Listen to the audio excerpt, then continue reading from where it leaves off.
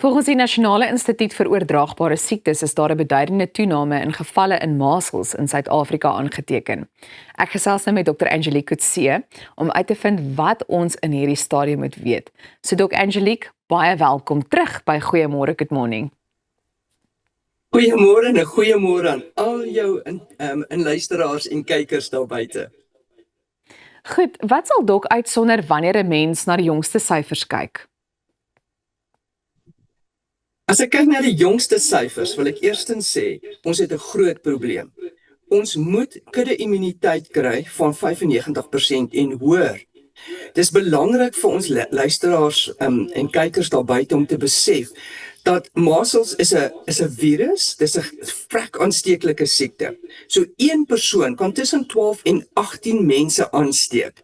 Dis meer aansteekliker as COVID. En dis nie 'n onskuldige kindersiekte nie. Jy weet, measles is 'n voorkombare siekte. Die enstof is een van die beste enstowwe ter wêreld. So as jy nou nie jou kind immuniseer nie, want jy het nou een of ander probleem met enstowwe, dan moet jy net verstaan dat measles, as jou kind measles kry, enige vanaf die ouderdom van 6 maande, want dan het die kind nie meer beskerming van die teenliggaampies van die mamma nie. Daai kind kan longontsteking kry, hy kan breinvliesontsteking kry, hy kan gehoorsverlies kry, en ek persoonlik het gesien hoe measles kinders doodmaak. Ek is vrek bang vir measles. En daar's twee enstowwe wat ons moet gebruik. Die eerste die MR wat die staat gee, dit word op 6 maande gegee. Dan word dit weer op 12 maande gegee. Die rede hoekom ons die twee enstowwe nodig het, is die eerste enstof gee jou omtrent so 93-95% en die tweede enstof gee vir jou 99% beskerming. En dit is regtig, dis 'n voorkombare siekte. Geen kind moet measles kry nie, maar weer eens, as jy nie jou kind immuniseer nie, en ek het nog 'n klein babietjie onder 6 maande, onthou wat ek gesê het, dis hoogs aansteeklik, as jy het nie kudde-immuniteit nie, dan kan jy, as my kind dan by jou aansteek, en my kind gaan dood, word dit 'n groot vraag, wie is eintlik nou verantwoordelik daarvoor? So wat is sommige van die vernaamste redes wat bygedra het, want ek dink die rede hoekom ek hierdie vraag wil vra, is omdat ek ook gelees het dat sommige mense of kenners van mening is, dat selfs 'n tekort aan COVID-inentings kon bydra tot hierdie toename.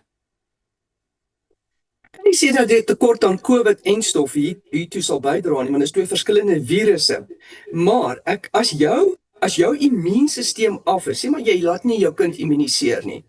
Daar is nie 95% kudde-immuniteit in die area waar jy bly nie. Jy het 'n swak sosio-ekonomiese omstandighede of jou kind se immuunstelsel is verswak. En daai kind kry measles. Soos ek sê, die kans dat daai kind doodgaan is eintlik baie baie groot. En so dit is ongelukkig sodat die klomp slegte konnotasies rondom die COVID-inenting mense afgesit het van immuniserings. Maar dit moenie, want hierdie is 'n voorkombare siekte. Wat ons wel moet net oppas voor, is dat die koue ketting nie gebreek moet word nie. Dit is vanaf die enstof in die yskas inkom by die staat en dan deurgaan na die pasiënt toe. Dit mag nie hoër as 8 grade wees nie, dit moet binne 6 ure opgebruik wees. So as jy dit nie na 6 ure gebruik is, moet jy dit weggooi. So dit is dalk moontlik dat jou kind geïmmuniseer is en dit kry, maar dan moet jy die koue ketting gaan kyk, want dit is eintlik baie skaars dat jy dit kan kry as jy korrek ingeënt is. Ek hoop dit antwoord daai vraag.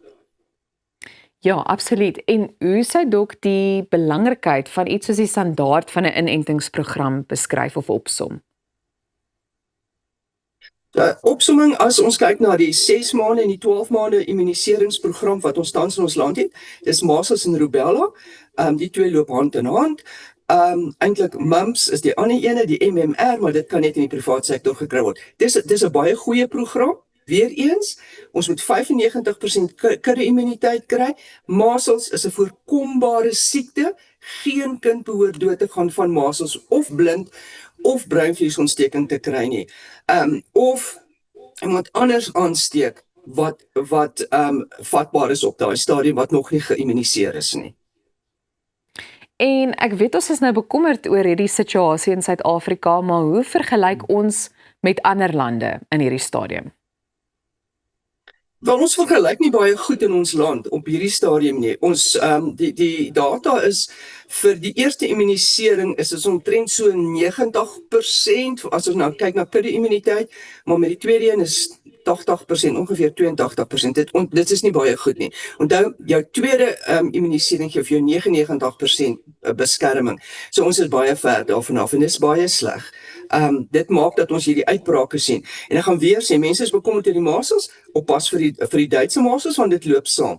Duitse masels, nie so erg as die klein is nie, maar onthou, as jy 'n swanger vrou is, en jy is nooit ingeënt teen rubella nie, om een of ander rede het niemand besluit om jou in te ent nie, en daai fetus kan aangetast word, en daai is 'n groot probleem vir swangerskap, en daarom moet 'n ou probeer om jou kinders vir masels en rubella in te ent, maar soos ek sê, die staat gee al twee, en in die privaat praktyk het ons die mams of die pampoentjies ene, wat weer van toepassing is op die seuns, as met infertiliteit vorentoe. So hierdie enstowwe is belangrik, dis bewys dat dit werk, jy moet dit net gaan doen.